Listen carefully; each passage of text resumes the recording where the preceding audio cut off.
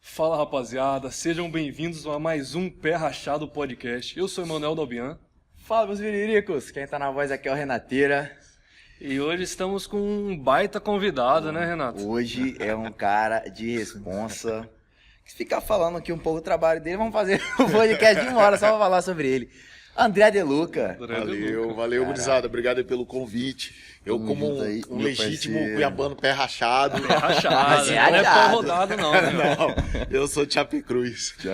Coisa boa. Antes de a gente começar, eu queria agradecer aos nossos parceiros da Puríssima, o Felipe e o Wilmar e o nosso embaixador da Puríssima, também, o RFL. Agradecemos, mandaram alguns fardos de água pra gente. E você aí que tem a sua empresa e quer virar nosso parceiro, pode entrar em contato via direct no Instagram ou mesmo por nosso e-mail, perrachadopodcast@gmail.com, certo? E vamos começar essa entrevista. Esse nosso bate-papo. Bate-papo com o André. Cuiabano perachado. André, você é um ator, né, renomado na nossa cidade. Como que começou esse seu trabalho? Cara, então assim, profissionalmente há uns 31 anos atrás, mas eu já fazia teatro desde criança, sem saber, né? Eu cobrava, eu fiz em casa, eu peguei uma caixa de papelão bem grande, fiz 2 recortes, criei um pergaminho cheio de desenhos, eu encaixava, então eu girava, passava na frente da caixa de papelão aqueles desenhos. E eu encenando, contando a história que estava se passando ali. Eu cobrava tipo 50 centavos por criança, e juntava 10, 15, e eu sempre encenando histórias ali. Mas em 90 eu assisti o meu primeiro espetáculo na escola técnica. E aí eu decidi que eu queria ser ator. E foi uma confusão, porque minha mãe não aceitava, minha mãe me criou pra ser médico a vida inteira, né? Eu falava, mas eu não gosto de hospital. Ela falava, mas você aprende a gostar, mas eu não gosto de cheiro do hospital. Mas você põe máscara, minha mãe não aceitava. Não gosto de sangue. Eu não gosto de sangue. Aí meu nome é André Luiz por isso, porque durante a gravidez ela lia livros de um médium chamado André Luiz, que era médico. Então, na cabeça dela, eu sou uma decepção, porque ela não aceita até hoje o meu trabalho. Ela fala, eu não gosto que você seja ator. Ela não aceita. Ela fala, quem tem que gostar sou eu, mãe, eu que trabalho com isso.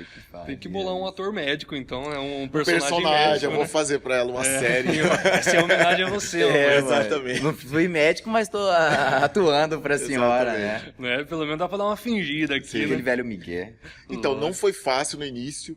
Principalmente por causa da minha cor, as pessoas falavam, não, mas você não tem chance de ser ator, não. Com a sua cor, você só vai conseguir papel de escravo e de empregado, você não vai... Era essa a visão da galera do início. Eu falava, então, eu vou ser o melhor escravo que vocês já viram. Recebendo desde sempre o apoio motivacional da galera, né? E quando dizem, você não consegue, aí que eu vou lá e faço. Não pra provar pra pessoa, mas pra mim mesmo. Se eu acho que eu consigo fazer, é até um combustível as pessoas ficarem. Não vai, não consegue, não... aí que eu vou. Porque se na minha cabeça é possível, eu vou. Meu primeiro diretor de teatro foi o Gilberto Nasser, do Anima, não sei se vocês conhecem. E o Gilberto foi extremamente grosseiro comigo. Eu passei no teste de drama naquela semana e fui pra segunda fase, que era o teste de comédia. Eu tava muito empolgado, eu ia a pé, que minha mãe falava, você não quer ser ator? Vai a pé. Aí ela morava ali no Jardim Primavera, perto da Arena Pantanal, e até o Cefete ali no centro a pé. Caraca. Todo fim de semana, mano. Ela dava passo pra eu estudar, mas pra ir pro teatro ela vai a pé. E aí eu passei no teste de drama, quando foi o teste de comédia, eu subi no palco, eu falei 3 palavras, 4 palavras, eu comecei a dar o texto, Gilberto parou a cena. Quem que colocou você aí? Quem passou você? Você não tem o menor talento, desce daí, procura outra coisa pra você fazer. Mano, tipo, era meu sonho aquilo. Eu já desci só no ódio. Aí na segunda-feira eu fui à direção da escola, porque tava no... Eu li todo o regulamento dos alunos, eu podia escolher a atividade artística, né? Tinha fanfarra, tinha um monte de coisa. Eu falei, eu quero fazer teatro. A mulher, você pode fazer, mas o diretor lá de teatro não me aceita. Ela falou, ele tem que te aceitar, tá no regulamento. Então ele teve que me engolir por 3 anos e eu só podia assistir. Raramente eu podia participar de alguma coisa, sabe? Eu só podia assistir a aula. Mas por que ele era assim? Porque ele elegia uma galera que ele achava que tinha futuro.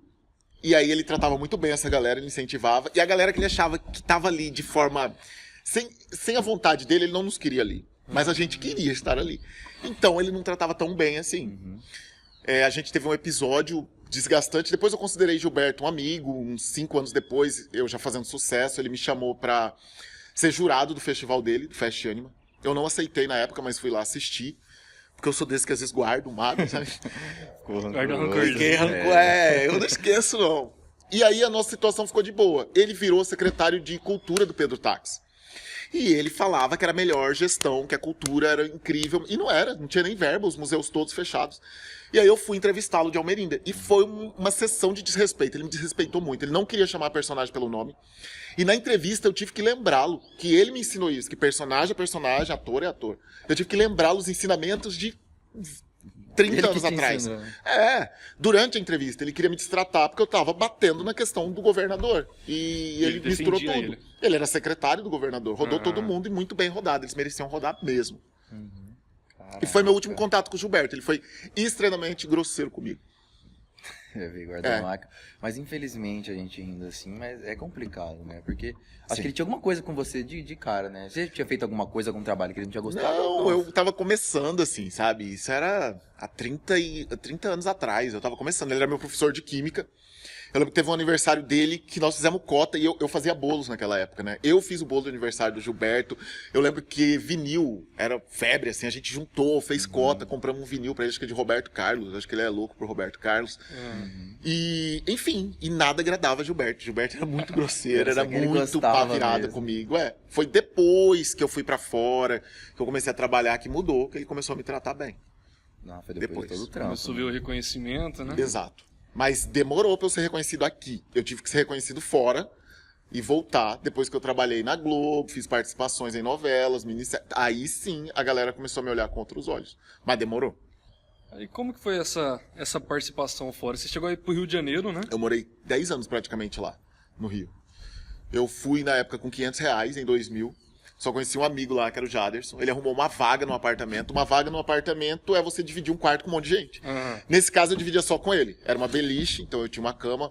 Na época, eu acho que por mês era R$200. Hoje em dia, uma vaga lá, deve ser uns 600, 800. Uma vaga, não você é tem um uma quarto, cama. Não, é uma vaga, irmão. O aluguel lá tá caríssimo. E poucos dias depois, os meninos entregaram o apartamento. A gente teve que se virar, alugamos uma kit juntos. E as coisas foram acontecendo. Na primeira semana...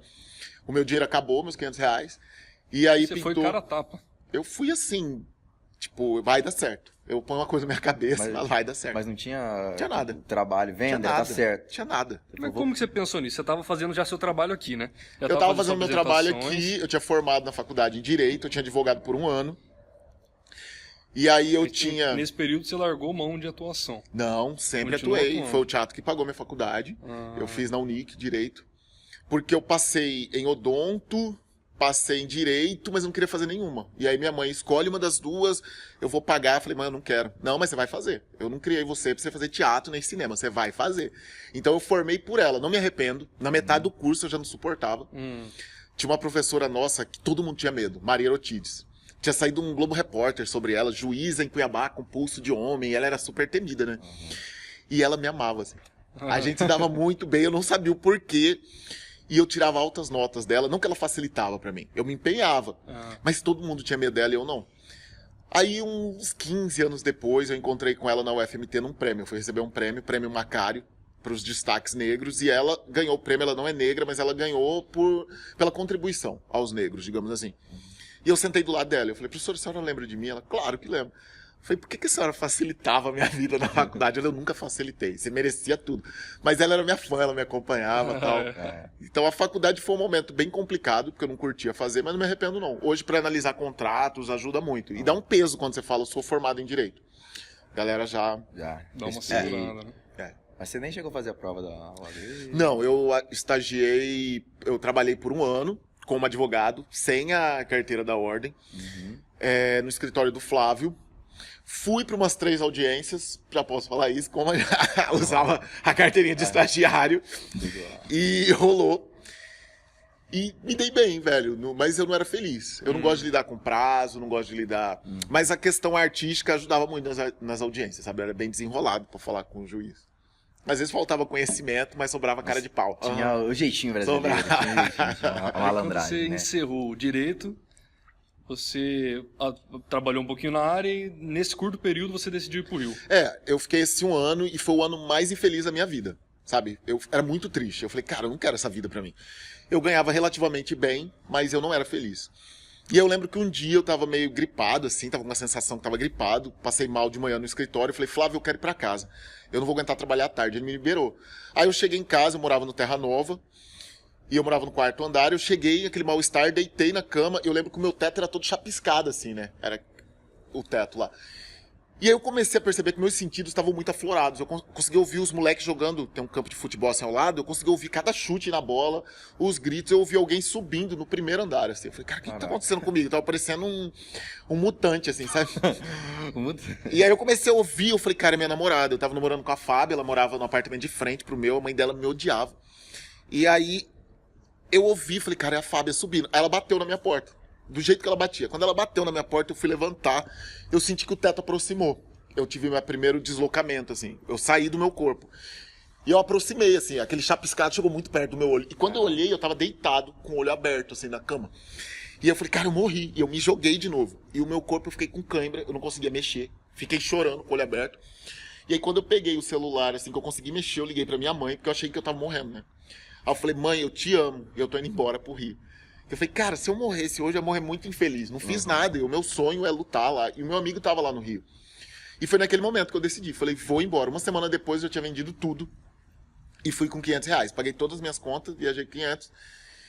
E as coisas foram acontecendo. Eu lembro que na primeira semana... E esse momento que você teve, você acha que foi um momento espiritual?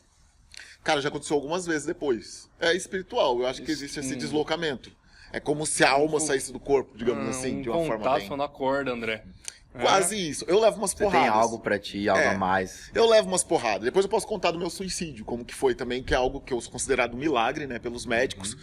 Mas o meu suicídio é uma prova que tem algo sobrenatural rondando a minha presença aqui, né. Bom, vamos terminar o Rio, depois eu entro nessa história. Mas eu fui pro Rio na primeira semana, quando meu dinheiro acabou, meu telefone toca, eu tinha distribuído alguns currículos, algumas fotos, né. O diretor da secretaria lá, o secretário de turismo, junto com uma agência, eles estavam escalando o elenco de um comercial para a Secretaria de Turismo do Rio. E o meu composite chegou na mão de um deles. E ele não quis o meu teste. Ele olhou e falou, eu quero esse cara nos Arcos da Lapa. Então tinha uma cena, eu caminhando pelos Arcos, que era sobre os turistas do Rio, né? Eu ganhei naquela época um cachê de uns 1.500, eu acho. Foi algo que me segurou assim muito tempo. Então Ele falando de que olhou ano, pra André? você e Oi? falou... Estão falando de que ano? A gente tá falando de 2000. 2000. R$1.500. Foi uma grana que me sustentou uns 3 meses no Rio. Mas você nem precisou fazer teste, nada. Ele olhou Nada. pra você e falou, é você. Esse aqui que eu quero. E os cachês lá, aqui em Cuiabá eram muito ruins os cachês, né? Mas no Rio tinha um cachê de 5 mil, comercial de cerveja, 10, 15 mil naquela época. Hoje em dia não é tanto assim, mas naquela época era muito bem pago. 1.500 já era uma grana. Era muita grana. Eu lembro que Deus sempre foi muito legal comigo. Eu sempre tive uma fé assim inabalável, sabe? Eu acredito que eu sou filho mesmo, que ele cuida, que ele promove, e eu vou nessa. Eu lembro que teve uma época que eu tava assim muito na merda, mano. Eu tava com... Vocês colocam pi quando fala palavrão assim? Não, beleza. Coloca, às vezes, então, beleza. da situação. Mas pode falar, fica à vontade. Eu tava com acho que 2,50. Ou algo similar no bolso. E eu falei, pai, agora o que eu vou fazer? Eu não tinha dinheiro pra comer, velho. Só aquele dinheiro que dava uma passagem de ônibus. Aí me ligou uma produtora. Falou, André, vai ter um teste. É um teste internacional. Não vou te falar pra que é. Mas você consegue chegar em 1 hora lá na região da Lapa? Falei, claro que consigo. Ela falou o endereço, eu tô todo nervoso. Corri, tomei banho, tentei ver com o meu amigo se ele tinha dinheiro, não consegui.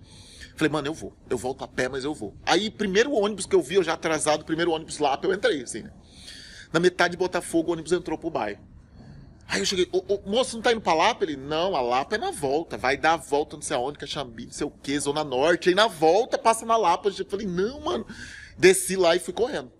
Depois de correr uns 15, 20 minutos, eu já suado, assim, falei, eu não vou chegar a tempo. Cheguei num taxista que tava parado ali na orla, né? Aí expliquei, moço, eu sou ator, meu nome é André, tal, não sei o quê. Tem como o senhor arrumar pra mim uma passagem de ônibus? Na verdade, 2, você tem que arrumar 5, eu te devolvo. Não lembro se eu pedi 5 ou 10, tipo, eu devolvo pro senhor essa semana ainda. O senhor me passa seu celular, eu volto aqui e te devolvo o dinheiro, né? Eu sou ator. Filha da p... Que susto, quer usar droga, você fala, seu... Esse papo de ator agora, vai tomar o cara, me esculha, eu nunca tinha pedido nada pra ninguém na rua, sabe? Já quadro. Foi humilhante. Não, foi muito humilhante, mano. Eu falei, não, valeu, obrigado, fica com Deus e torei, fui correndo. De pezão. No pezão. Quando eu cheguei na Lapa, já tava mais de hora, assim, de atrás, né? Já tinha estourado o horário. Quando eu cheguei na Lapa, falaram, não, esse endereço não é aqui não, a Lapa é só referência. Naqueles barracão de escola de samba, você pega esse retão aqui e tal. Eu falei, caraca, mano, e fui. Cheguei e já tinha, sei lá, 1h30 de atraso. Caraca. Aí eu falei meu nome na recepção, nem fui no banheiro, assim, eu entrei. Quando eu entrei, eu falei, eu não vou passar no teste. Porque eu nunca tinha visto tanto negro junto. Tinha uns 100 negros lá.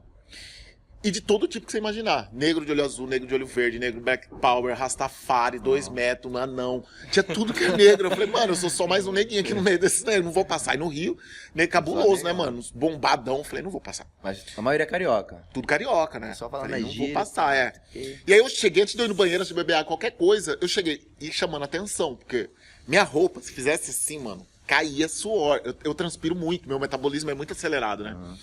E eu já com vergonha, todo mundo me olhando assim, brotando suor, velho, aquele nojo assim. A mulher, como que é teu nome? Eu olhei lá, André de Luca, ela olhou. Cara, você tá muito atrasado, entra, você vai fazer o teste agora. Eu falei, não, deixa eu só ir no banheiro. Ela, você quer passar maquiagem? Mano, você tá atrasado, vai logo, não sei o que. Eu entrei, mano, assim, porra, vou passar vergonha, né? Tinha uns 20 caras esperando pra fazer o teste, né? O teste era uma mesinha igual a essa, de bar, com uma Coca-Cola KS, era um comercial da Coca-Cola pra Argentina. E o teste era muito simples, você só tinha que beber aquela Coca KS como a melhor coisa da sua vida. No final, acho que eu dei até uma foto. 30 km. Tudo suado. Tudo ajudou. A sede que eu tava, o suor, tal, o brilho que eu acho que o suor dava. Mano, passei no teste. Fui pra Argentina, foi meu primeiro cachê, eles pagaram em dólar. Caraca. Foi meu primeiro cachê, era R$500 a diária. E deu muito B.O. A atriz era alérgica, a quantidade de iodo que tinha lá, nas pedras lá, enfim, só sei que a gente ficou uma semana, era tipo uma diária de gravação, ficou uma semana gravando, ganhei dinheiro pra caramba, meu primeiro cachê em dólar foi assim, então Deus Obrigado, sempre alergia. Deus sempre cuidando, mano, sempre. Oh, que massa, cara. Pô, então eu não sabia não que você tinha feito já um trabalho internacional.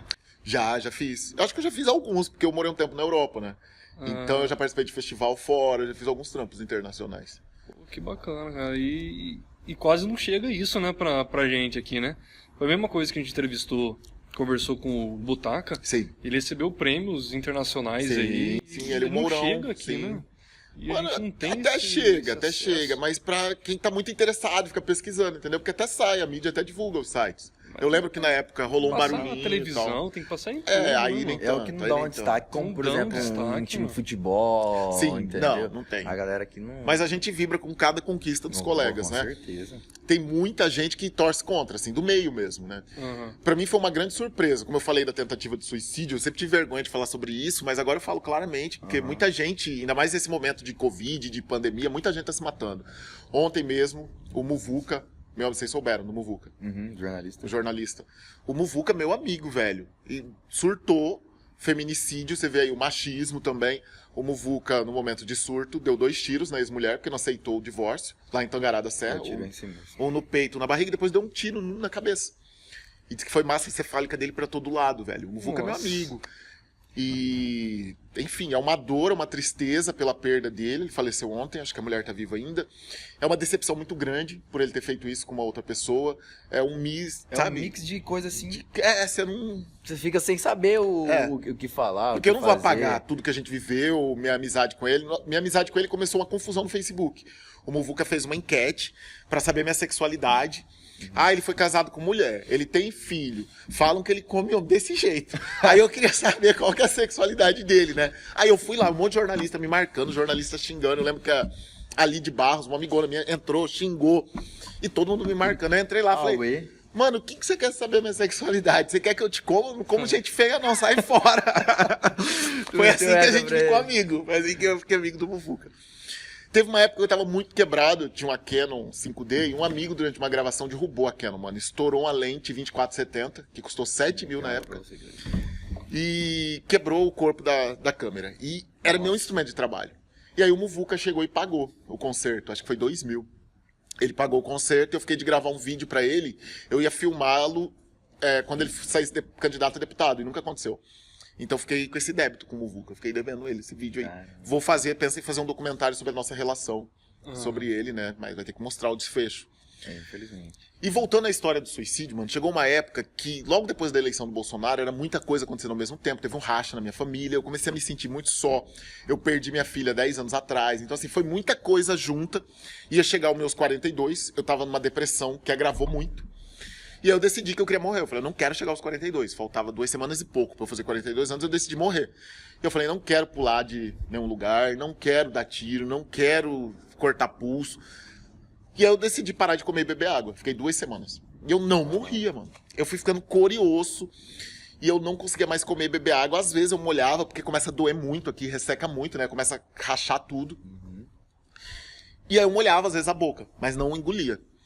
Eu não morri. Entrei em estado de desnutrição severa, desidratação severa e eu não morria. Aí na véspera do meu aniversário, eu tomei 50 comprimidos pra dormir. Um amigo meu tinha tomado 15 e morreu em 40 minutos, o mesmo. Então eu falei, eu não vou entrar em jogo pra perder, vou tomar 50. Passei no WhatsApp, era 5 da manhã, passei minhas senhas pra uma amiga, deixei meu cartão, deixei 2 cartas explicando tudo que eu queria. Tinha até samba no meu velório, assim, né? O que eu planejei. Já deixei tudo escrito. Ó, eu quero que seja assim e tal. E aí, mano, eu entrei em coma. Porque eu nunca abandonei Deus. Quando fala, a pessoa com depressão é falta de Deus. Mentira, velho. Eu sempre grudado nele, eu achava que ele não me ouvia, que ele tinha me abandonado. Eu fui orando, tomando os comprimidos, e o último comprimido eu falei assim, Deus, eu entrego minha vida nas suas mãos. Ele falou, seu filho da mãe, para aí. Pô. Eu não morri, velho. Fiquei um dia e meio em coma, entrei em coma, aí eu vomitei, e a posição que eu tava, eu comecei a broncoaspirar, foi tudo pro meu pulmão. O vômito saía da boca, entrava no nariz e entupiu. Meu pulmão tava cheio de vômito. Então, quando me acharam, eu quase não conseguia respirar. Eles ficaram na dúvida se eu tava vivo ou se eu tava morto. Meus órgãos parados. Eu fiquei 4 dias em coma. Quando me levaram pro hospital, os médicos avaliaram, disseram que eu não passaria das 18 horas. Me acharam no horário do almoço do meu aniversário. Eu renasci no dia do meu aniversário de 42 anos. Eu acordei 4 dias depois. Fui transferido pro pronto-socorro, porque eu tava 4 dias no Jardim Cuiabá. A conta já tava 7 mil. Essa brincadeira toda, a conta inicial foi 37 mil. A cidade pagou. A cidade fez cota, vaquinha, a galera fez show, os artistas se uniram, pagaram todas as despesas. Eu fiquei, acho que com 3 mil, 4 mil de dívidas, que eu paguei depois, e a galera queria fazer uma nova cota. Eu falei, não, eu assumo daqui pra frente. E aí, mano, no 5º dia, eu acordei no 4º dia, no 5º dia, quando eu ia pra hemodiálise, juntaram 250 pessoas na porta do pronto-socorro, começaram um ato de fé, oração, e eu não sabia que tinha tanta gente que gostava de mim. E aí os artistas se uniram pra um show, aquilo tudo foi impactante pra mim. Eu falei, cara, e eu achava que ninguém gostava de mim. Eu falei, cara, tem gente que gosta de mim, então eu quero viver. E no momento que eu tomei a decisão, quero viver, todos os meus órgãos voltaram a funcionar. Os médicos chegaram e falaram, cara, se existe milagre, você é um milagre. Todos os seus órgãos voltaram a funcionar como se nada tivesse acontecido. Ali você já tava acordado, os médicos falando pra você isso. E aí eu fiquei... Era 1 ano que era pra eu ficar de cadeira de rodas. 3 meses depois eu levantei e comecei a andar. Todas as previsões, cara, todas as previsões não... Quebrou Deus, né? Deus quebrou todas. Aí, tipo, eu tava muito mal e eu acredito muito, sabe? Em Deus. E eu comecei a negociar com ele, assim, tipo, mano, você vai me manter aqui? Porque eu sabia que eu tenho missões pra cumprir aqui, eu tenho coisas a fazer. Eu não entro nas brigas porque eu quero. Eu sou meio que obrigado. Às vezes eu me sinto aquela figura bíblica que foge, acho que é o Jonas, vai parar na barriga de uma baleia. Eu falo que eu parei na barriga de um jacaré, porque, mano, não adianta eu correr. Esses dias eu tô no centro, um cara me reconhece e pede meu celular emprestado. Eu tinha acabado de comprar o celular. Era um Xiaomi, o mais novo que tinha lá do Xiaomi, né? E aí, uma semana, eu com o celular novinho, o cara pede emprestado. Era ex-namorado de uma amiga minha. Ex-paquera lá de uma amiga que ela me apresentou numa balada. O cara disse que a mãe tava mal, descarregou o celular, não precisava pegar o documento. Enfim, o cara pegou meu celular e saiu correndo. Nossa. E eu fiquei muito revoltado, mano. Tipo, por que isso comigo? Por quê? Eu tava fazendo uma boa ação e eu sempre me ferro. Por quê? E aí no meu coração, eu não escuto Deus como eu tô escutando vocês. Eu escuto ele falando dentro de mim de algum jeito. Fica muito clara a mensagem. E ele respondeu na hora assim, porque tem coisas que só você pode resolver. Você é um soldado que tem missão que é só você. Fala, então beleza, então vamos lá. Vou detonar esse cara. Já entrei em contato com a minha amiga, já com o promotor da festa, consegui uma foto do cara, postei. Meia hora depois, ele me ligou, falando que ia devolver meu celular, que foi um equívoco que a gente desencontrou ali no centro. E umas 80 pessoas eram vítimas dele, escreveram lá no meu Face. Foi esse mesmo cara que me roubou o mesmo golpe. Ele aplicava na rodoviária, com idosos geralmente. Ele falava que chegou de Lucas do Rio Verde, Sorriso, que o celular tinha descarregado, precisava falar com a família, o idoso emprestava, ele corria, mano. Tinha umas bibocas ali, ele sabia exatamente pra onde fugir. E o cara, mais de 80 vítimas. E aí ele já tinha sido muito conhecido da polícia, já tinha sido preso várias vezes. Sumiu de Cuiabá, depois dessa denúncia. Sumiu. Até onde eu sei, ele tinha sumido. Inclusive, a família começou a me acusar de ter feito alguma coisa, ter dado o fim. Falei, não, o que eu fiz foi mostrar a cara dele. Sei, agora, se alguém deu um sumiço... Agora aí não fui eu não. Aí não fui eu não. E você não tem medo, André? Tipo assim, por exemplo, igual essa atitude, igual aquela outra atitude da Almerinda. Tipo, igual você falou, você tem algo de Deus que fala, só você resolve. Sim. Mas você não tem medo, cara. Ou você confia em Deus, tipo, eu vou fazer, ele vai me proteger. Mano, assim... Eu já tentei pular daqui, entendeu? Eu já tentei sair daqui nas minhas próprias mãos, não rolou. Então eu falo, cara, se alguém conseguir, porque Deus permitiu, né? Eu faço minhas coisas, medo, todo mundo tem medo, né? Não vou falar, não tenho medo. Tem, mas isso não me impede de fazer nada, mano. Medo nunca me impediu de fazer nada nessa vida, nada mesmo. Minha família tem medo, às vezes eu tenho medo de prejudicar outras pessoas com minhas atitudes, isso eu tenho medo. Quando eu tive Covid, por exemplo, foi em dezembro. A minha maior preocupação não era comigo, era ter contaminado os artistas, porque a gente fez uma live 2 dias antes de eu descobrir o diagnóstico. Nossa. E por causa da maquiagem da Almerinda, eu falei, galera, eu vou estar sem máscara, então ninguém aproxima. Mas não tem como. Aí chega, todo mundo quer tirar foto. Aí a Domingas do Siriri tirou foto. Eu acho que ela até tirou a máscara para tirar foto do meu lado. E eu tava contaminado. Quando eu soube do meu diagnóstico, eu falei, cara, matei a metade da cultura mato-grossense. Domingas, Henrique, Roberto Lucialdo, os meninos lá do sertanejo, que fizeram, Selma e Rafael, Ana Rafaela, Chodito, Butaca, tava todo mundo na minha live. Falei, matei a galera. Minha preocupação era isso. Falei, a galera, se eu sobreviver esse Covid, vão me esquartejar, mano. Só o Henrique pegou de mim. Graças a Deus. E todo mundo me abraçou, todo mundo tirou foto. E você ficou bem mal, né?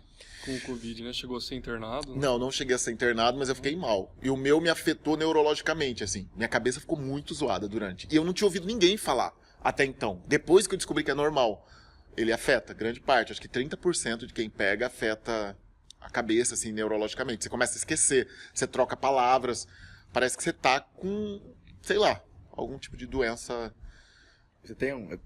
neurológica, né? É aquela palavra, não é vestígio, como que é?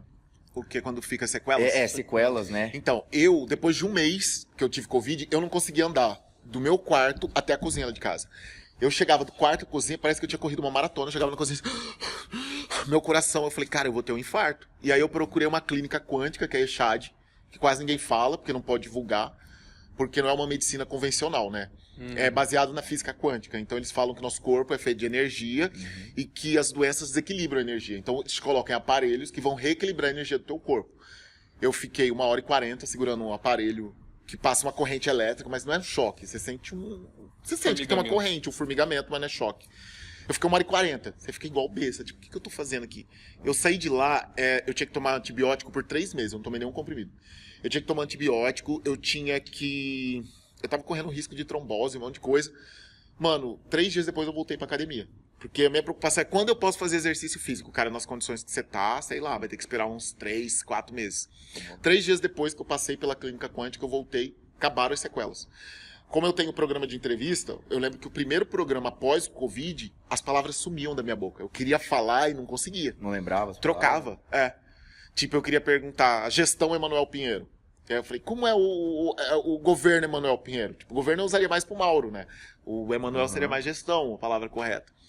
Então, esse tipo de coisa aconteceu depois do Covid. E você foi treinando? Ou você sente que até hoje você tá com essas... Não, depois do tratamento na clínica quântica, passou tudo, assim. Eu senti que voltou ao normal.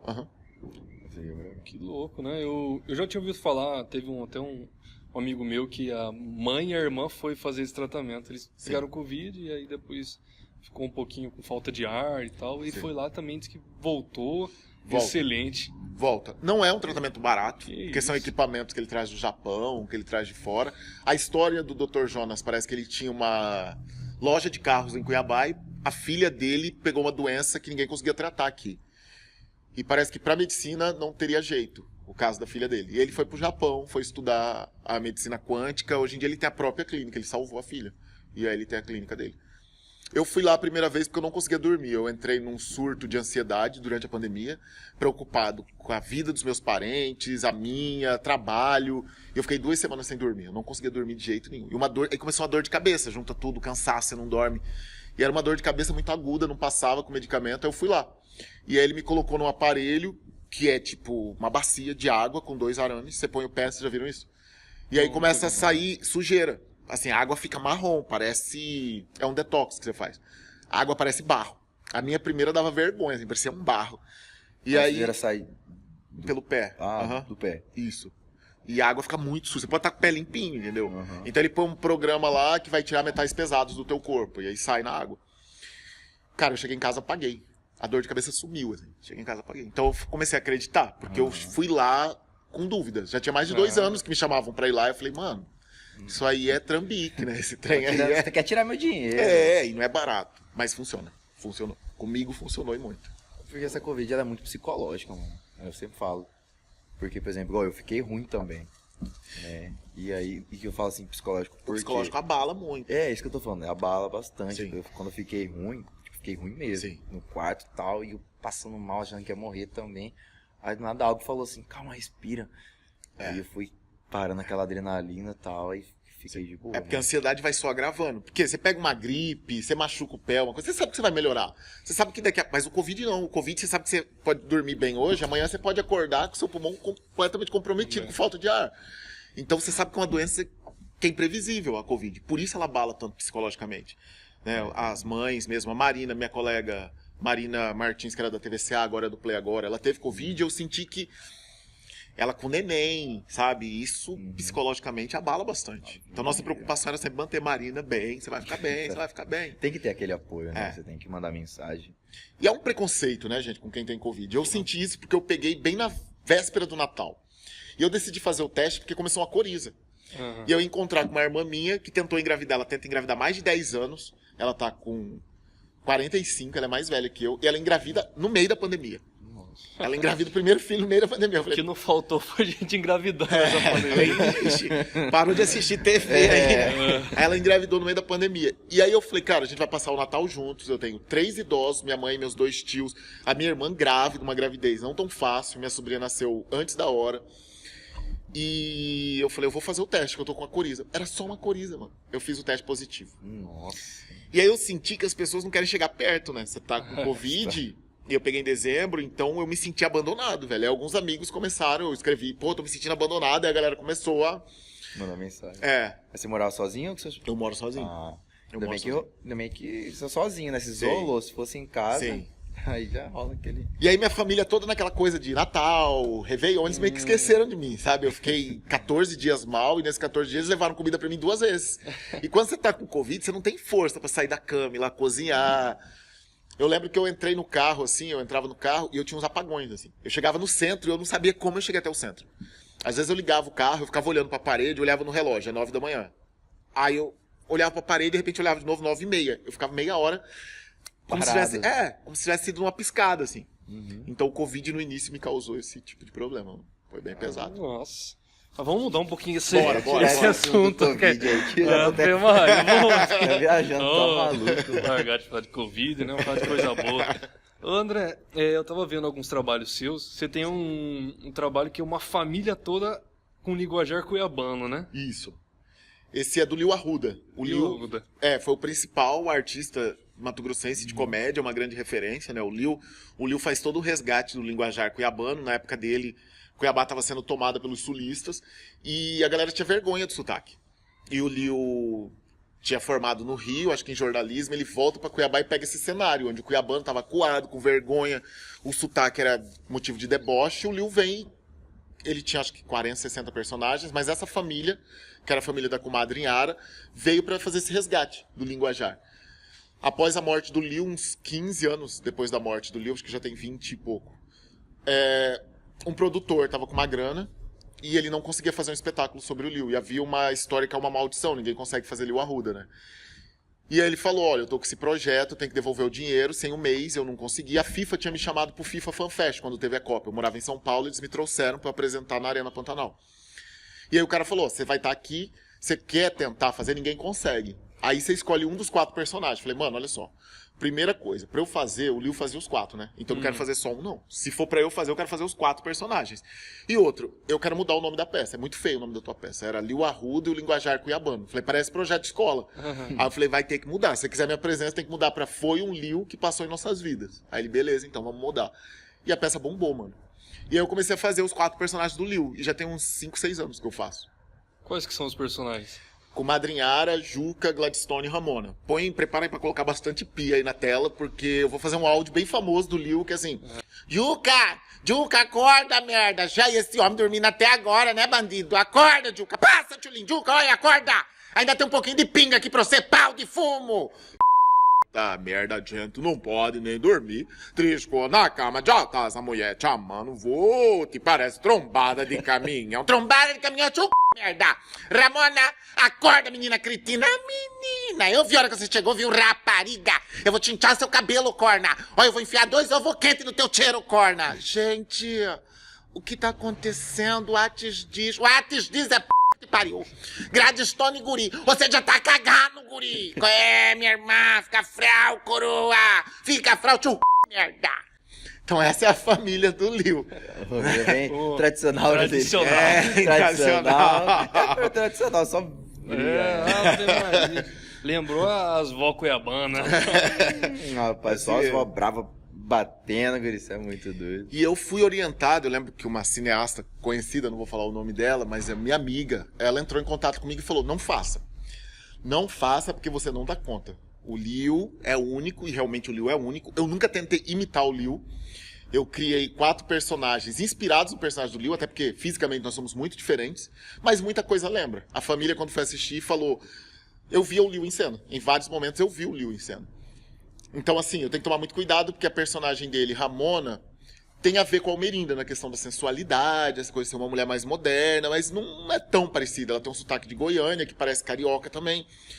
Então eu tomo muito cuidado. A risada da Inhara pode ir pra risada da Almerinda, que é muito marcante. Então eu não dou a risada da Inhara que ele dava, a risada característica. E eu adaptei do meu jeito. Na época do Lil, a linguagem da comédia, o Lil funcionaria em qualquer momento, mas a linguagem era diferente. Era piadas longas, você contava uma história, E aí, o engraçado era o caminho e o boom era o desfecho da história. Antes era assim. Hoje em dia, em época de stand-up, você tem que fazer uma piada a cada 8 segundos, 7 segundos, sei lá. Então, o tempo todo você tem que ter piada ali. Pequenas piadas, aí no final aquela explosão, né? A piada principal. É uma linguagem mais rápida hoje em dia. E o Lil se adaptaria tranquilamente a isso. Bem mais difícil hoje, né? Sim. O Lil chegou a ser seu professor? Não, eu não conheci o Lil. Foi uma inspiração pra você. Eu vi o Lil pela TV algumas vezes, e quando me chamaram pra esse trabalho, eu não tinha referência nenhuma do Lil. Eu não sabia nada do Lil, eu tinha esse áudio do Lil.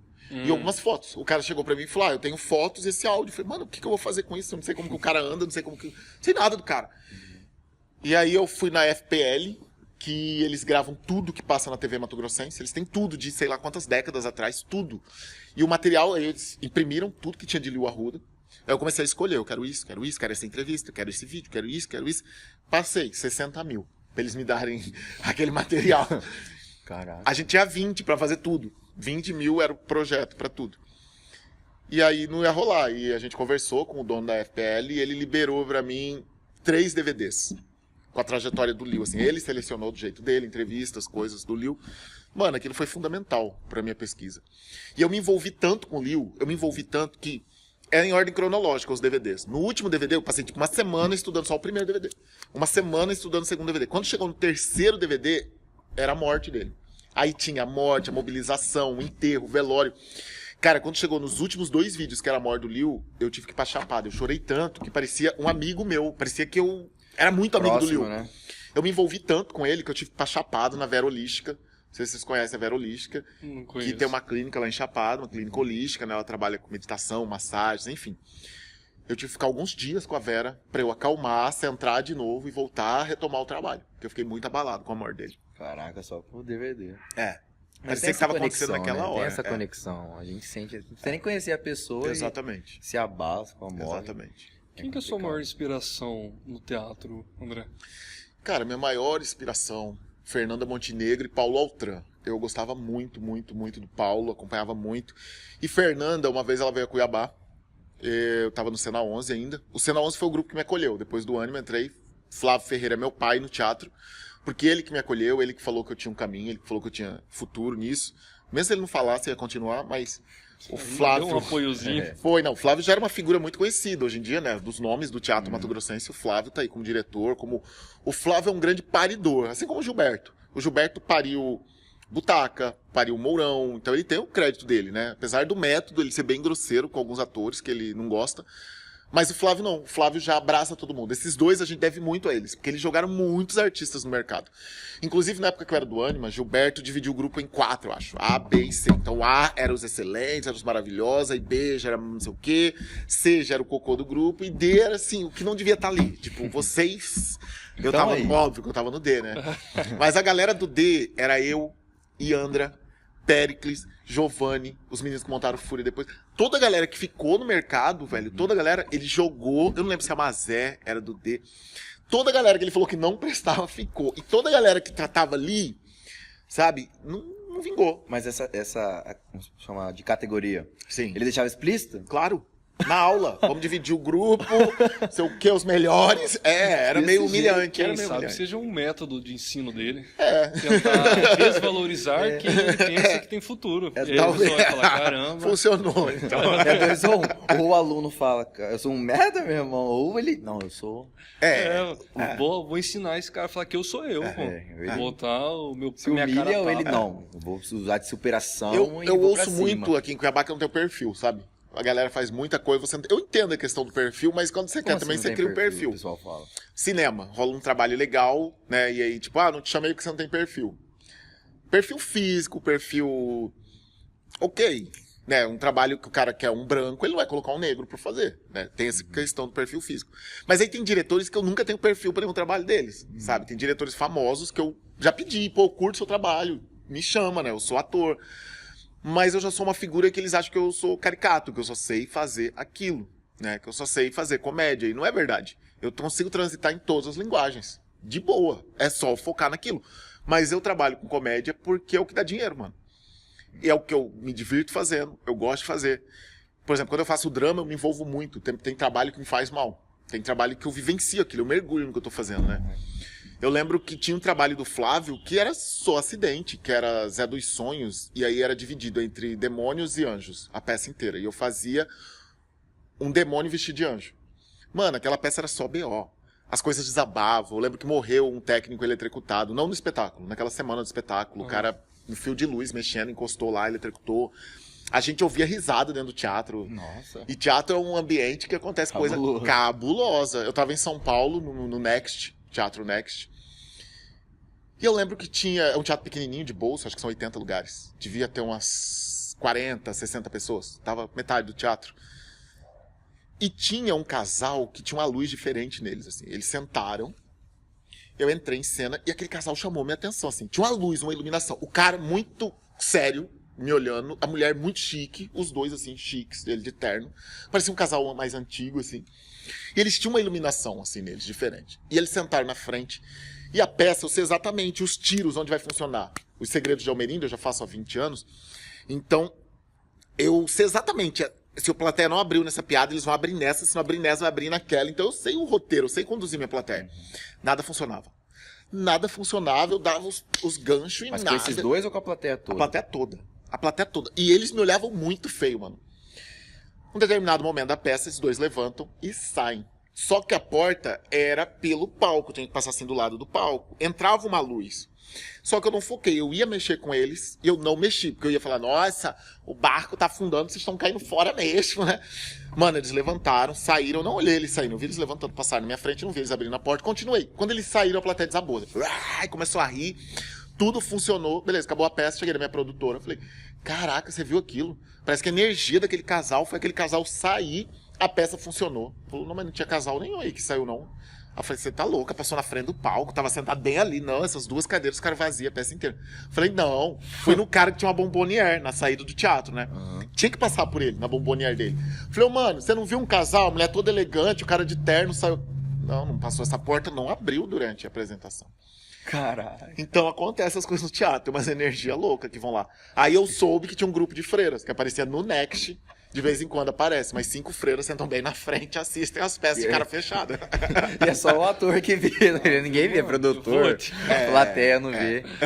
Rapaz, eu sou meio cabreiro com esse negócio aí. É cabuloso. Assim. Meio preocupado. Mano, ela não vai nem dormir hoje, André. Ela falou isso aí, cara. Depois dessa, eu vou ficar... Mano, eu moro sozinho, numa escola de teatro. E a galera toda morre de medo do meu espaço. Porque eu moro no fundo, né? A escola tá na frente. Então, quando eu chego, eu estaciono na frente da escola e eu passo por dentro da escola. E O meu sócio mesmo, Wesley, ele fala que ele sente, ele arrepia toda vez que ele passa lá dentro. Ele fala, cara, parece ter uma presença. Da sua casa ou da escola? Da escola. Da escola. Da escola. Mas o teatro, mano, é muito louco, porque a cada espetáculo, a gente contava histórias reais, então a gente mexia com energias diferentes, né? Então sempre tinha que fazer passar sal grosso no chão, porque a gente ouvia barulhos lá dentro. Tinha uma peça, Tragédia no CPA 3, que a gente encenava uma morte ali dentro da escola, né? Ficou pesado o ambiente, mano. Aí Geni também, inspirado na música do Chico. A gente encenou Geni lá dentro, né? E no final acaba com o apedrejamento da travesti. E era uma cena muito forte, a plateia ficava chocada. E a minha escola, o Espaço em Casa, era diferente de tudo que era feito aqui em Cuiabá, porque era um teatro itinerante. A peça começava na garagem e terminava no jardim do fundo. Então, a plateia transitava pela casa e as cenas iam acontecendo nos cômodos. Só que era muito perto. Então, tem ambiente, hoje não dá mais pra fazer por causa da pandemia, mas tem ambiente que era um cubículo e ficavam 20 pessoas, então a gente simulava um elevador lotado, 20 pessoas naquele espaço grudado, ou um ônibus lotado. Já tem salas maiores que a gente derrubou parede. Então, a gente viu pessoas desmaiando durante a apresentação, gente vomitando, gente que não aguentava, tinha que sair, porque era muito... A pessoa estava dentro do espetáculo. E elas viajavam de uma forma... Elas viajavam de uma forma que foi muito comum a gente ver isso. Tinha uma cena que o Jackson Valério, que... O Jackson, ele é advogado, é artista também, ele não tem uma perna, ele sofreu um acidente, não sei se vocês conhecem o Jackson. Não. E ele fazia a peça com a perna, tudo, em um determinado momento ele arrancava assim a perna, mano. Nossa. Quando ele arrancou, assim, a mulher olhou. Obrigado. Acabou a peça, né? Aí todo mundo saiu correndo e põe sal e não sei o quê. Então o Espaço em Casa propiciava esse tipo de situação. O povo tinha que ser forte pra ir ali. Era a peça, vem que você vai atuar também. Né? Era bem isso. Mas, eu curtia. E como que era assim, por exemplo, você falou, esse tirava a perna, o outro vomitava. E o show continuava? Ou vocês por exemplo, dançavam conforme a música? Sim, a gente dançava conforme a música. Quando essa mulher desmaiou, por exemplo, a gente parou, não tinha como continuar. A plateia toda, o elenco, a gente veio, acudiu a mulher. É do negócio. Acudiu a mulher, ela melhorou. Eu acho que ela continuou o espetáculo. Já teve gente que na metade começou a vomitar, falou, cara, eu não aguento ver, eu vou lá pra fora. E saiu. Aconteceu muito isso. Muito. Caramba. Acho que a gente tá há 5 anos no mercado. E eu lancei muita gente ali, graças a Deus. Não era uma escola onde a pessoa vai sair formada em teatro, ela vai ter uma vivência teatral na minha escola. Eu não ensino teoria, nada disso. A maioria dos meus alunos iam lá pra vencer a timidez. E conseguiam. A Duda Mesavila, não sei se você conhece, uma influencer aqui de Cuiabá, ela tem no Instagram, uma Duda Mesavila. Ela é uma bonitona, parece a Marina Rui Barbosa. A Duda foi pra minha escola parece porque... Mariana Rui Barbosa, ela parece. Ela foi pra minha escola porque ela não conseguia gravar stories. E ela já tava com 600, 80 mil seguidores e ela não conseguia se comunicar com o público dela. E a mãe dela colocou ela lá contra a vontade dela e a Duda nunca mais saiu. Apaixonou pelo teatro e fala mais que a boca hoje em dia. Ela é TikTok, né? Ela é, mas ela bomba no Instagram. Ela tem uns 100 e tantos mil seguidores no Insta. Ela trabalha com challenge, transformação. E essa energia, a gente tá falando só de energia ruim, mas tem energia boa também que, tipo, melhora o local? Claro que tem, mano. Tudo é polar, né? Tudo tem positivo e negativo, então tem. Tem, claro que tem. Mas você sente, quando você é mais espiritualizado, você sente. Isso você né? Pelo que eu vejo aqui, você acredita nessa questão de chakras, tudo, de energia. Tudo, eu pesquiso muito. Eu tento estudar, eu não tenho uma religião. Eu tento estudar um pouquinho de cada coisa, conhecer. E todas têm pontos em comum, sabe? Mas eu já fui pastor evangélico, eu já mergulhei na Bíblia, já estudei cabala, já pesquiso. Eu pesquiso bastante, sou bem curioso. Que bacana. E tem alguma experiência, assim... Porque, assim, eu acho massa essa área, assim, né? Eu acredito um pouquinho em energia, sabe? Certo. Eu chego em um lugar, eu vejo que tá... Às vezes pessoas vêm, pessoas vão e você sente quando a pessoa tem uma energia baixa, né? E acaba atrapalhando até. Às vezes você tá numa festa, chega uma pessoa assim com uma energia assim, você fala, caramba, né? E eu acredito um pouco nisso. Sim. Mas eu não... Sim, eu nunca procurei muito saber sobre isso, sabe? E você já teve uma experiência assim, tipo... Muitas, né? A vida inteira. Mas é fundamental, eu acredito, vocês pesquisarem, se aprofundarem, porque tudo é energia. Tudo é energia. E queira, acredite ou não, a gente emite energia, isso a física quântica tá aí pra provar, não sei o que eu tô inventando, isso é física quântica.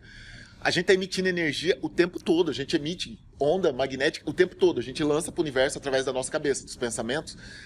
Nós somos antenas ambulantes. Então, se você desconhece e se você não sabe usar a teu favor, você acaba atraindo coisas que você não quer. Geralmente, a gente atrai o que a gente não quer, porque a gente não vibra no que a gente quer. Então, por exemplo, se uma mãe... na hora que você vai sair de casa. Ela fica assim, ó, cuidado com o acidente. Cuidado bater o carro. Naquele momento, quando você fala cuidado com o acidente, imediatamente você tá lançando uma imagem de um acidente. Porque o universo, ele não identifica não, ele não identifica um idioma, ele identifica pensamentos. Então você lança o pensamento de um acidente, você vai atrair para você um acidente. Existe um roteirinho para quem está começando a lei da atração, que é, por exemplo, você começa atraindo coisas que você acredita que você tem capacidade de atrair aquilo. Se você não acredita na lei da atração, não atrai um carro, por exemplo. Você não vai conseguir atrair, porque você vai duvidar do processo. Então começa atraindo um cachê de R$1.000, algo que é mais crível na tua cabeça. Por exemplo, eu uso muito esse exercício quando eu preciso de coisa assim em momento de urgência. Eu não uso todo dia, todo momento. Mas há uns 4 anos atrás eu precisava de R$4.000 para pagar uma conta assim, era meio urgente. E aí eu lancei pro universo, eu fiz todo o processo, lancei. Preciso de um cachê de 4.000 para ontem. E você tem que soltar aquilo. Você lançou a energia e você não fica vibrando aqui, você não fica pensando. São vários métodos. E eu usei esse. 2 dias depois meu telefone tocou, era o Nick Lau. A gente quer que você participe da festa de Réveillon da prefeitura, não sei o quê. Eu falei, mano, eu vou estar de Almerinda. Ele, não, mas a gente quer em Ara. Aí eu falei, não, mano, eu vou fazer Almerinda, eu vou já numa outra festa de Almerinda. Eu nem ia ganhar cachê, já tinha combinado numa outra festa de um amigo de Almerinda. E ele falou, não, Almerinda a gente não quer, a gente quer em Ara. Aí eu falei, beleza, mano, não vai rolar então. Eu desliguei. Aí eu lembrei que eu tinha projetado que eu queria 4.000 de cachê. Eu liguei pra ele, falei, amigo, quanto que é o cachê? Ele, 4.000. Falei, não, eu vou fazer. Eu pedi, o universo me mandou, eu falei, eu vou fazer. Mas pra quem tá começando, o roteiro primeiro, deixa muito claro o que você quer. A primeira coisa que eu quis atrair foi um carro. Eu queria um Kisara Picasso. Eu acreditava na lei, só que eu recebi um livro, um roteiro, né? Então o primeiro passo é deixar claro o que você quer. Eu queria um carro. Mas você não pode falar, eu quero um carro. Porque até carrinho de mão é carro, carrinho de mercado é carro, carrinho de rolemã.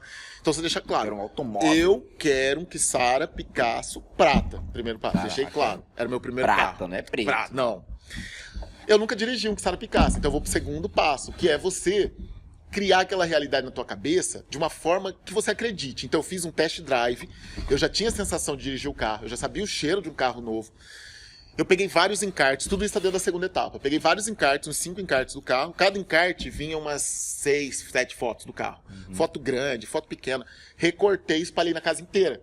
Porque cada vez que eu vejo aquele carro, eu lanço um pulso. Meu carro. Então eu colei em todas as portas de casa, tinha imagem do carro. Em cima da minha cama, assim, do teto. Eu tava deitado, tinha uma imagem do carro. Caraca. Antes de dormir, a última coisa que eu vi era o meu carro.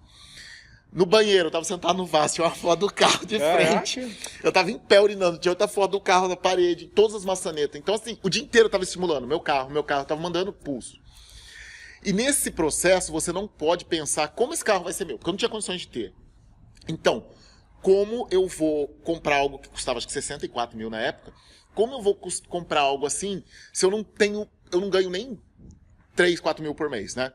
Então, como eu vou fazer para atrair? Não importa. Você entrega na mão do universo. Você sabe que aquilo vai ser teu e o universo vai trabalhar para trazer. Não você vai ficar, eu vou ter que economizar 10 anos. Aí você não tá deixando o universo trabalhar. Você tá trabalhando no lugar do universo. Beleza. Aí eu me trancava no meu quarto e eu ficava imaginando. Eu levando minha mulher para o salão de carro, eu levando minha filha para a creche, eu indo pro teatro, eu carregando cenário. Então, eu criei na minha cabeça uma realidade que não tinha como o universo fazer diferente. Durante uma semana.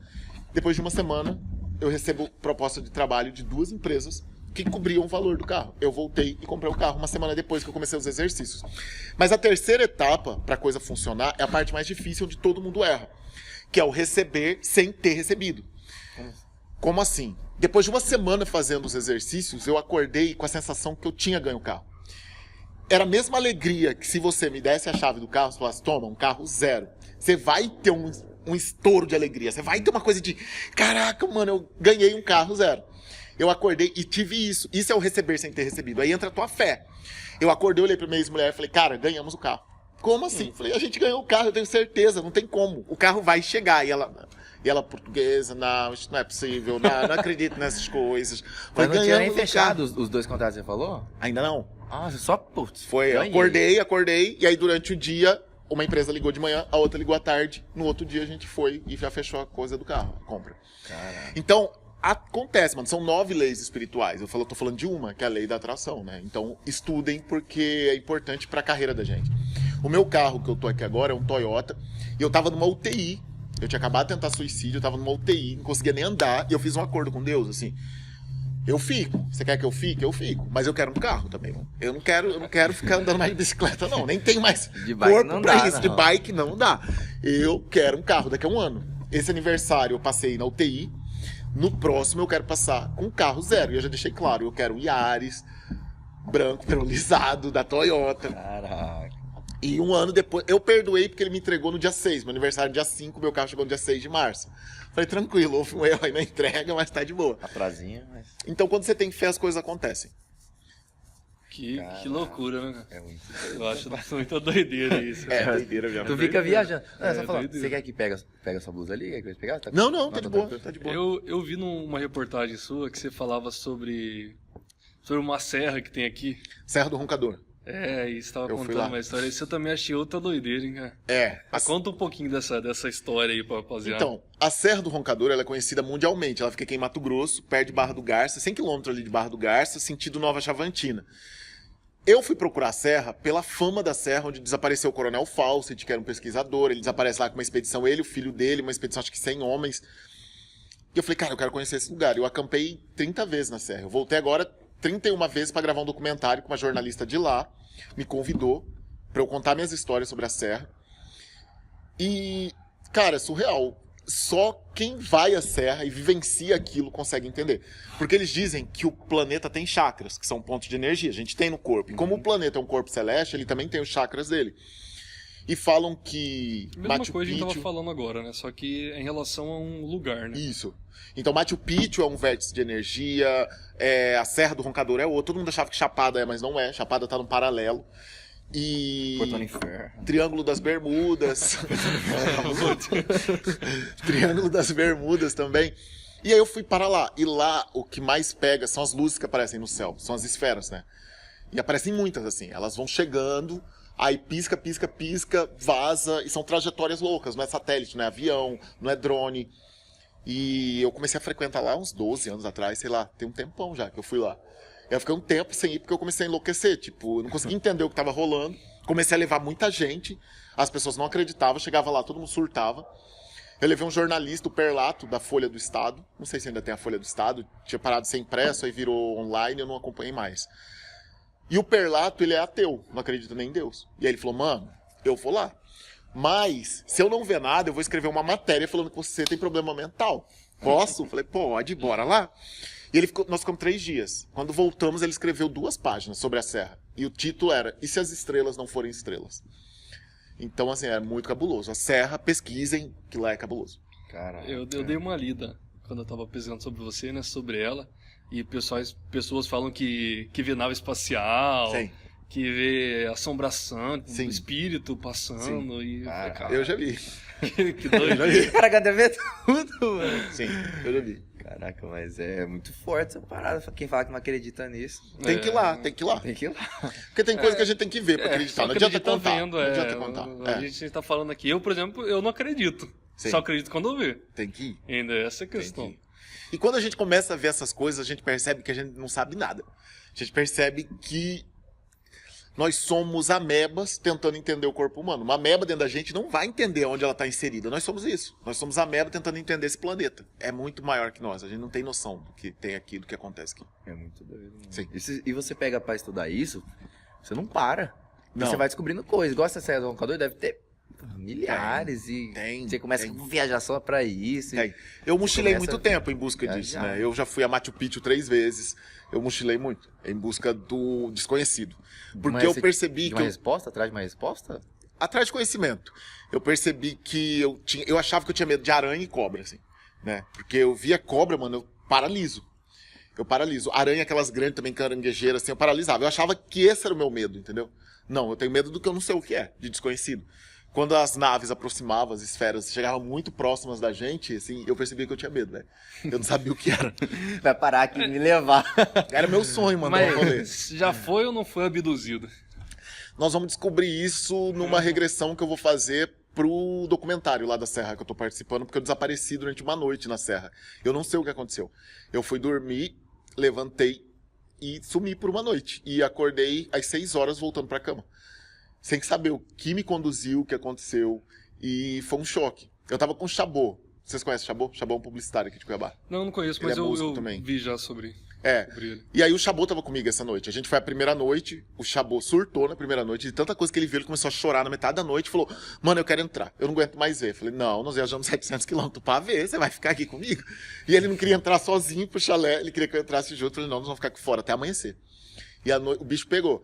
Aí no outro dia a gente dormiu durante o dia inteiro pra passar a noite acordado. Acordamos 6 horas da tarde, mas muito cansados, a gente não conseguiu ficar acordado. Aí jantamos e eu falei, vamos dormir, meia-noite a gente levanta.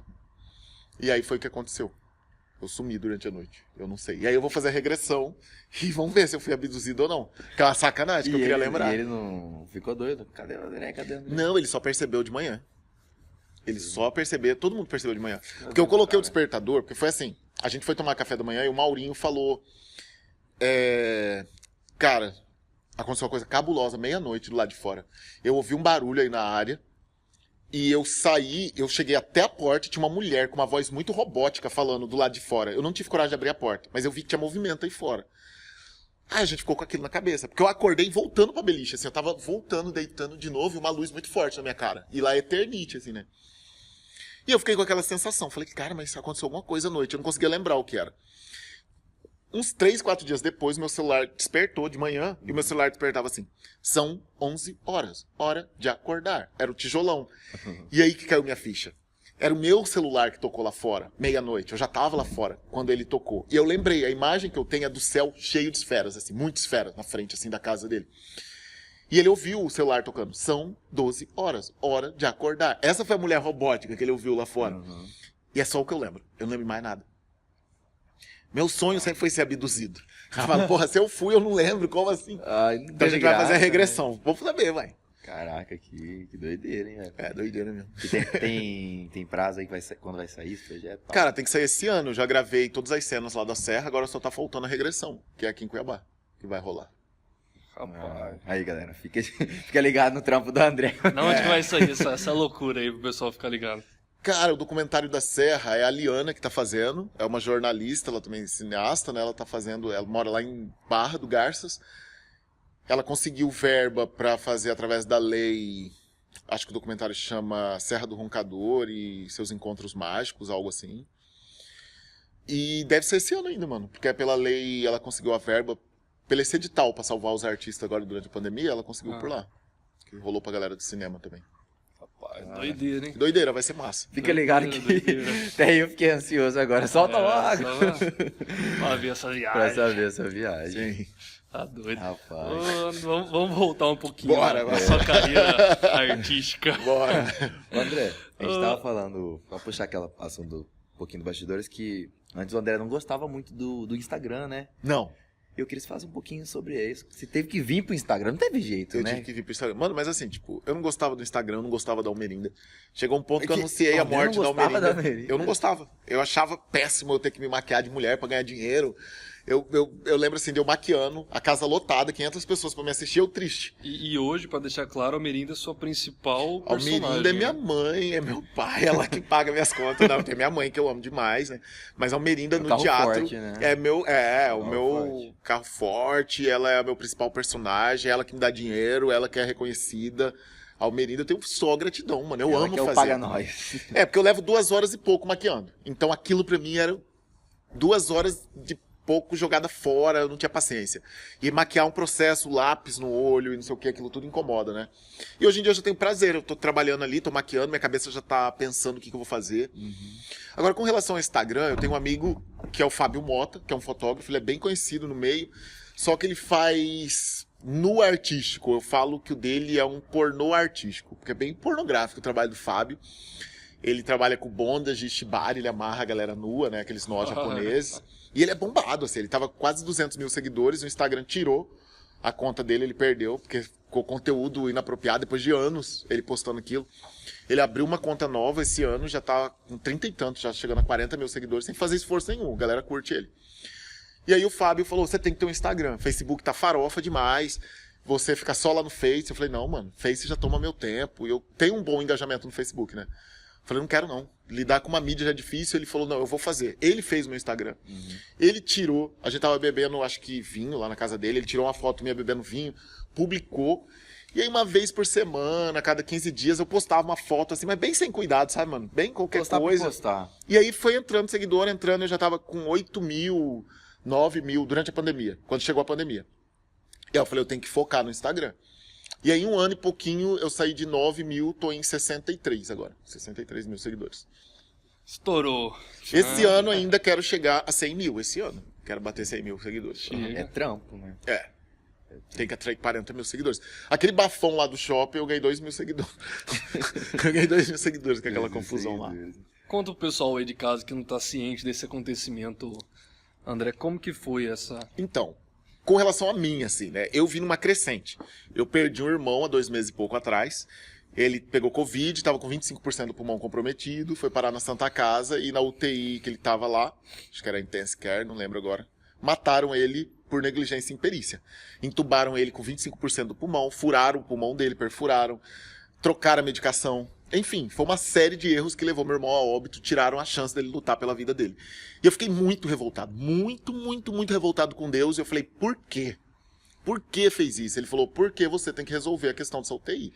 E aí eu fui pra cima. Num primeiro momento, o governo me desmentiu com relação aos medicamentos. Falaram que tinha os medicamentos. Conseguimos provar que tinha o medicamento, mas ele sumia dentro da Santa Casa. Havia um esquema de desvio dos medicamentos lá dentro. O governo fechou 20 leitos de UTI. Essa UTI, o contrato foi cancelado. Teve uma noite onde 8 pessoas morrem em meia hora na mesma UTI, mano. 8 pessoas em meia hora, não existe isso. Então, assim, a impressão que dava é que alguém passava desligando os oxigênios, sabe? Porque as UTIs são terceirizadas, então você não terceiriza a saúde. Isso aí foi coisa da direita. A direita que inventou essa história de terceirizar. A esquerda nunca concordou. E aí, quando você terceiriza uma coisa, aquela empresa que está entrando, ela quer ganhar dinheiro, ela não tá nem aí pra vida das pessoas. Eles querem lucrar, né? E aí, o que eles faziam? Eles matavam as pessoas, porque é uma rotatividade, você ia lucrando ali. Quanto mais procedimentos você fazia, mais você lucrava. E eles fizeram o seguinte golpe. Quando o governo contrata uma terceirizada, contrata de porteira fechada. Ele já tem que vir com os profissionais, os medicamentos, equipamento, tudo. E a UTI, no meio da pandemia, vira e fala, não tem mais medicamento, acabou. E começou a acabar no Brasil todo, e não tinha onde comprar. Só que o governo tinha. O Mauro tem um estoque, o governo tem um estoque para 3 meses, de pandemia torando, no auge. O governo tem. E o governo anuncia, óbvio isso, mas tem os medicamentos. Só que sumia dentro da Santa Casa. E eu enfrentei essa confusão toda, e estão sendo responsabilizadas as pessoas. Estão pagando pelo que fizeram. Enfim, tá. Aí eu já vinha... o irmão pra bater de frente.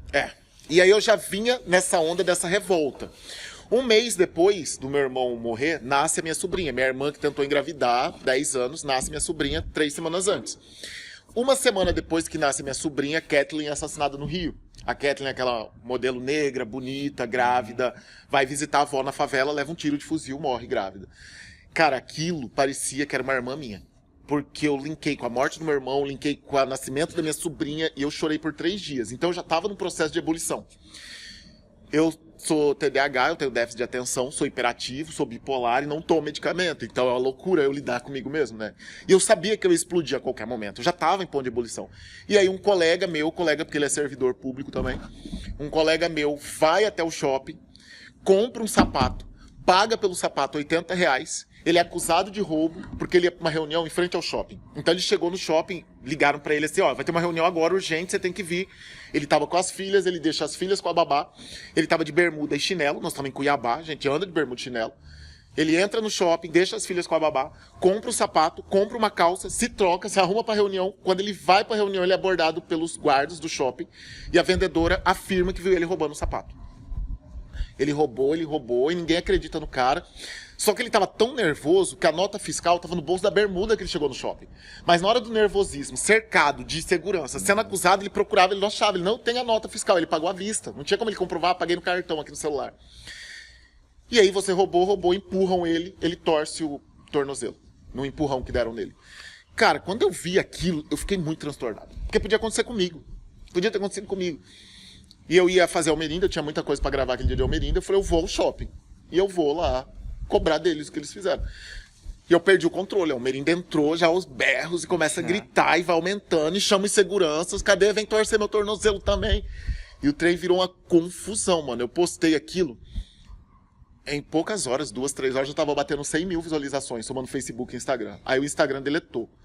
Eu ganhei quase 2 mil seguidores em 2 dias, assim. Foi muito rápido. E jornais e tudo falando, né? Tudo. E as pessoas julgando sem saber o que estava acontecendo. Ah, quer aparecer, louco, vai tomar remédio, não sei. Eu nem sabia o que porquê. Né? Mas já batendo, assim. Né? Enfim, eu tenho que lidar com essas coisas, mano, mas tranquilo. A internet... Eu ouço muito assim, bate, sem dúvida. Eu gostava de você, mas agora que você tá falando de política... Não gostava, nem me conhecia. Porque quem gosta de mim sabe que há mais de 20 anos eu falo de política, entendeu? Não é de agora. Artista não tem que falar de política. Artista tem que falar do que ele quiser. E eu acho que é uma obrigação social minha. Sabe, as pessoas têm preguiça de pesquisar, as pessoas têm preguiça de estudar. Eu estudo o que esse governo tá fazendo e fico apavorado. E as pessoas defendem sem saber o que tá rolando. Sabe, tipo agora, eu tava estudando sobre educação, esse ano tirou 5 bilhões da educação e passou pro exército. Então, tipo, a gente já tá num país onde 30% das escolas não tem nem saneamento básico. Mano, as crianças não têm nem carteira. Aí você tira 5 bilhões e passa pro exército. Então, não tem lógica. As pessoas não sabem de nada disso. Tá todo mundo anestesiado, correndo, tentando comprar carne, pagar luz, colocar gás em casa, sabe? Gasolina. A pessoa tá tão desesperada que não dá conta. Voltando um pouquinho nesse assunto, você é bem ativo nessa área de racismo e tudo mais. Para você, como que seria uma forma para combater esse racismo que é no Brasil em todo, né? Sim, a gente tem lei, né?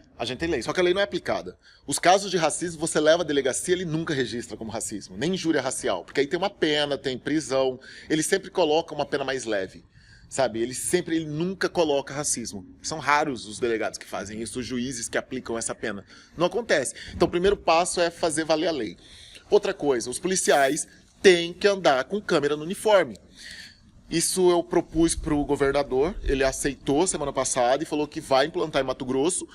Os policiais, tem muito policial bom, tem muito policial, a grande maioria são honestos, mas tem a banda podre também lá dentro. E não tem como negar isso, não tem como fechar os olhos. Então assim, 6 vezes já colocaram arma na minha cabeça, nesses 44 anos de vida. Uma vez só foi um bandido que colocou. 5 vezes foi policial, em abordagem violenta. Os caras chegam, eles acham que eu tenho cara de bandido, então já chega com arma. E não é legal você ter alguém, que você não sabe quem é, decidindo se você vive ou morre com uma arma. Porque se ele decidir puxar o gatilho, mano, já era. E aí põe alguma coisa no teu bolso, vai falar que você apontou uma arma, vai falar que você tava com drogas, vai inventar uma desculpa pra justificar a sua morte.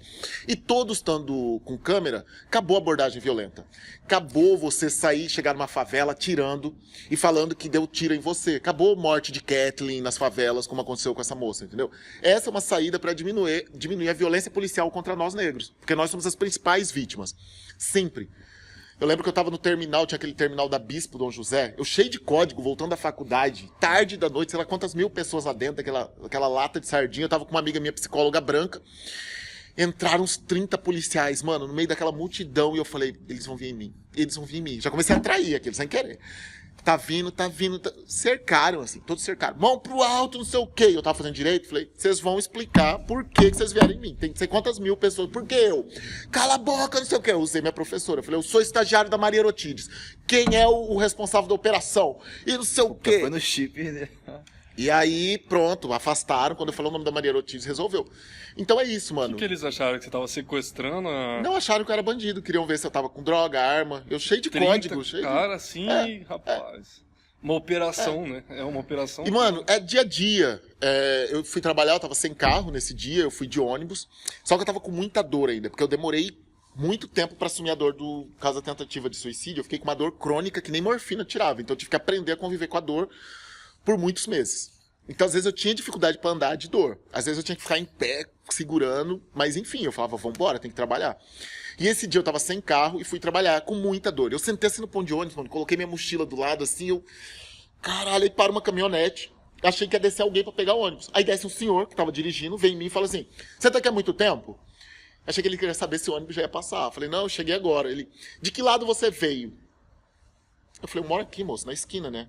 E o Hospital Jardim Cuiabá tá mais 5 quadras abaixo ali, na Rua das Flores, né?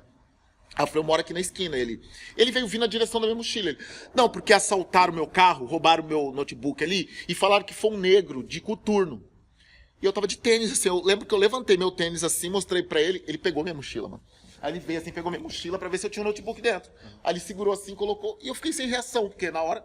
Aí ele, tá, não foi você. Você tem algum parente, algum amigo que possa ter pego o meu notebook? Caraca. Mano, aí nisso que foi cair na ficha que tava acontecendo, eu fui pegando meu celular assim, e aí nessa hora você não abre a porra do celular, e eu tentando filmar o cara. E aí ele voltou pro carro assim, eu fiquei sem reação. Aí quando eu filmei assim, ele já tava saindo. Eu não tinha prova do que ele fez comigo, sabe? Você não tem um negro, você não tem um amigo. Então assim, cara, já olha pra você, você é chorar, preto, mano. Você é bandido, você é suspeito. Mas é horrível entrar num shopping, por exemplo. Eu passei anos sem entrar no Goiabeiras, porque você entrava lá no shopping, era um monte de segurança te seguindo, como se você não pudesse estar ali dentro. Eu lembro que eu fazia um garoto de programa, foi meu primeiro espetáculo pelado, isso já com 34, 36 anos. E durante aquela época eu comecei a me vestir como garoto de programa, regata, umas calças apertadas, eu tava bem bombadão, né? E vivendo personagem, corrente de ouro, pá. E eu andando lá no shopping em Goiabeiras, beleza, fui lá, eu gastava pra caramba naquele shopping, eu almoçava lá quase todo dia. À noite eu fui a Num, acho que é a Num, uma boate lá.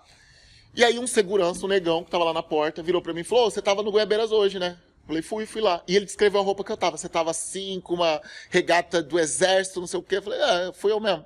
Aí ele, mano, você mobilizou a equipe inteira de segurança. E ele falando aquilo, divertindo, assim. Eu falei, por que ele? Porque você é um QOP, QCOP, não sei o que é isso? Ele, problema, mano, perigo. E aí quando você entrou, já mobilizou, a gente ficou te seguindo o tempo todo. Velho, aquilo não caiu bem. Eu entrei, fiquei meia hora na balada, aquilo não saiu da minha cabeça, voltei pra casa, escrevi um textão, não consegui nem curtir a balada. Escrevi tudo. Aquilo viralizou, o shopping entrou em contato, eles tinham matado um cara, tipo, um ano antes lá dentro do shopping, os seguranças tinham matado. E aí o shopping... Vocês lembram desse caso? Não me lembro. Vocês não lembram? Foi pesado, pô. Quartinho. O cara era um vendedor ambulante, ele entrou pra almoçar no shopping. Ele usava um chapéuzão cheio de bugiganga. Os seguranças cataram ele, levaram pro quartinho, mataram ele de tanta porrada. Colocaram o corpo dele num container de lixo. Ainda tentaram jogar o cara na lixeira. E aí saíram da salinha com o container de lixo e o pé, o braço do cara pra fora, assim, nas câmeras pegou. Mas foi o bruto, ele foi assassinado dentro do shopping. Eu fiz uma manifestação. Foi bruto. Só que na época não repercutiu como essa de Almerinda. Eu vesti um chapéuzão e eu fui até o shopping. Eu fiz uma confusão lá também, na época. Eu sempre marco presença nas coisas que eu acho que são injustas. Mas tem que... É bom, André. Porque você meio que representa a galera que sofre com isso. Né? Alguém tem que ter essa cara tapa de ir pra cima, de mostrar essa revolta de tudo que acontece. Não pode deixar passar batido, né? Você representa essa galera. Eu me sinto meio vida louca, assim, ó. Eu presto serviço pro governo, mas isso não me impediu, porque muita gente falava, não fala nada porque você vai perder seu emprego, né? Você vai perder seu emprego. Eu sou muito amigo da Virgínia. Independente do Mauro, eu amo a Virgínia, entendeu? Independente como governador, se ele erra, se ele acerta... Eu amo a Virgínia independente de qualquer coisa. Ela é minha amiga pessoal. E as pessoas falavam, você vai ser demitido, você vai desgastar a sua amizade com ela. Eu falava, cara, meu irmão que morreu. E outras pessoas estão morrendo ali. São outras famílias. O estrago que fez pode ser só o meu irmão, mas ele era filho, ele tem uma mãe viva, ele tem vários irmãos, ele deixou 2 filhos, deixou 3 netos, deixou uma comunidade que ele cuidava lá da parte esportiva, Tabaporã, a cidade que ele morava. Tanto que uma semana depois que ele morreu, a praça de entrada da cidade trocaram o nome, colocaram o nome dele, Desportista Benedito Wilson. Então, assim, parece que é só mais uma pessoa que morreu, não, mas deixa um estrago gigante, mano. Aí eu falei, eu tenho que tomar uma atitude. Não vai mais morrer ninguém nessa UTI que meu irmão morreu, não dessa forma. Vamos fazer um pause rapidão. Bora. No banheiro. André, voltando um pouquinho nesse assunto de questão de terem apontado arma pra você e tudo mais. Sim. Eu fiquei sabendo de uma história que você foi atrás disso. Conta um pouquinho dessa. Foi quando um bandido colocou a arma na minha cabeça, né? Eu tava num espetáculo chamado GAF, que era muito ruim, e eu fazia vários personagens. Era eu, Fabiana Carla, da Globo. Sabem qual é a Fabiana Carla, né? Ela acabou de lançar um filme, Lucy Creed em Marte. A Fabiana. Ela é bem famosona. E a Antônia Fontinelli, que é a mulher do Marcos Paulo, que entrou naquela briga com a Flávia Alessandra, com a herança. Então, éramos nós 3. E aí tinha um elenco de apoio, mas éramos os principais. E o diretor era o Duda Ribeiro. O Duda é super famosão lá no Rio, ele faleceu há pouco tempo. E o Duda era um super diretor, um ator bem conhecido no meio, né? E um dos meus personagens eu não conseguia fazer, que era o traficante, o Bidu. Era falso, assim, não tinha verdade no Bidu. E aí eu criei um laboratório. Eu gosto muito de laboratórios. Tipo, quando eu fui fazer a vovó Judite, que é uma idosa, eu fui até o asilo, conversei com os idosos e aí eles falavam, a gente não tem sensibilidade na mão. Então eu ficava com uma luva para eu saber como é não ter a sensibilidade. A gente sente um peso no pé. Então eu amarrava peso de academia, prendia no meu pé e andava. E é assim que eu descobri o andar, como que é andar com peso no pé. Então eu sempre faço esses laboratórios. Falei, cara, um laboratório de um traficante, eu vou ter que falar com um traficante. E aí eu subi um morro do Rio de Janeiro, o que é muito diferente você ver uma favela na TV, no filme, e você tá lá, né? O cheiro, a sensação, o medo, e você é um estranho no ninho. Todo mundo sabe que você não faz parte daquela comunidade. Todo mundo te olha, você é um intruso aqui. E aí quando eu cheguei no topo da favela lá, que era onde fica o micro-ondas, né? Que eles põem fogo na galera, nos desafetos.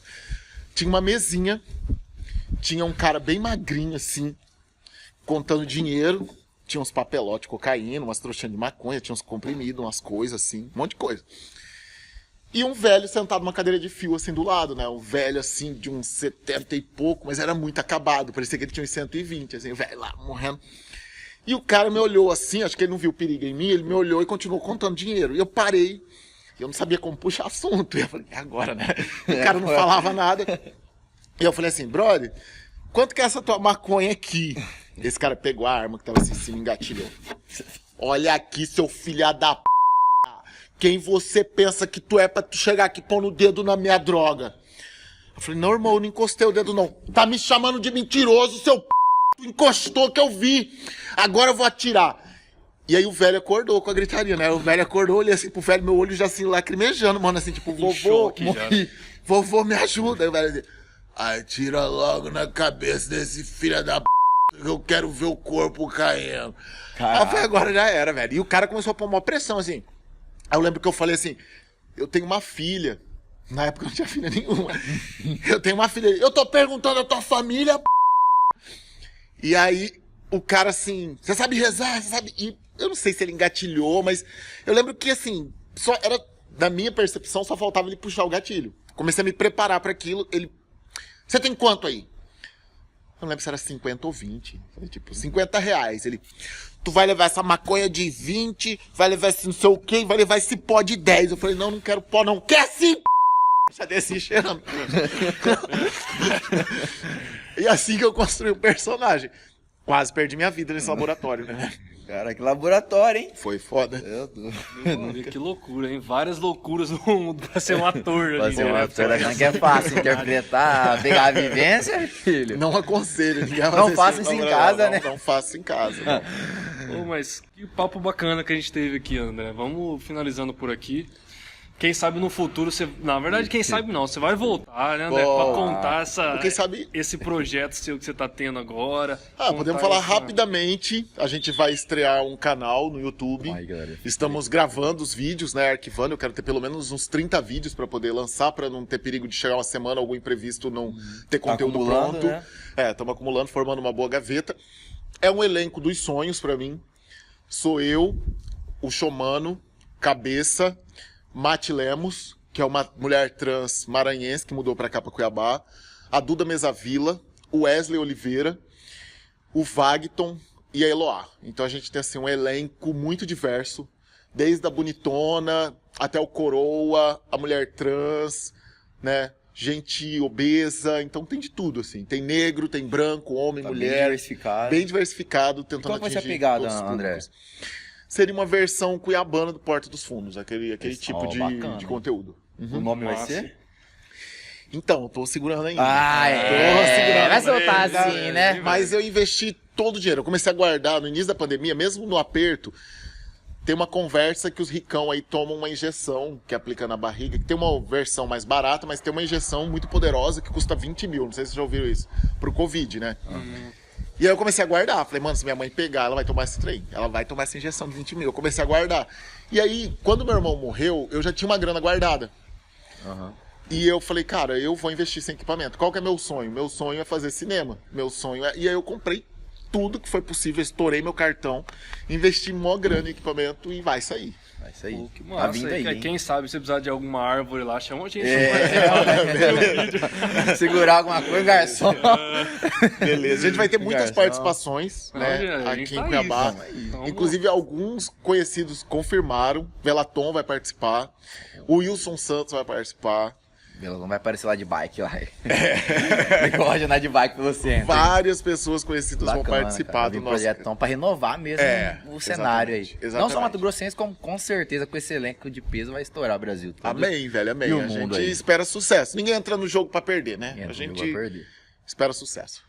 Beleza, então vamos finalizar por aqui, André. A gente agradece ter aceitado o convite. Agradeço. O arroba do André vai estar aqui na descrição. Sigam lá, a gente vai postar no Instagram quando sair esse projeto. Você avisa Por a gente que favor. ele vai Meter postar lá, pro né? pessoal. Por favor, e ficar- me avisem quando postar pra eu compartilhar lá também. Ô, o podcast. semana que vem que a gente já acerta. Já tá saindo.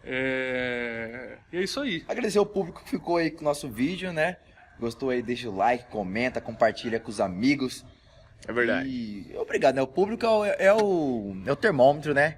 Exatamente. É o termômetro. Obrigado, hein, André. Eu que agradeço. Será Obrigado sempre mesmo. bem-vindo aqui no Pé Obrigado. Rachado. Pera, tchau do Obrigado, podcast. meninos. Tamo junto mesmo, né? Tamo juntos.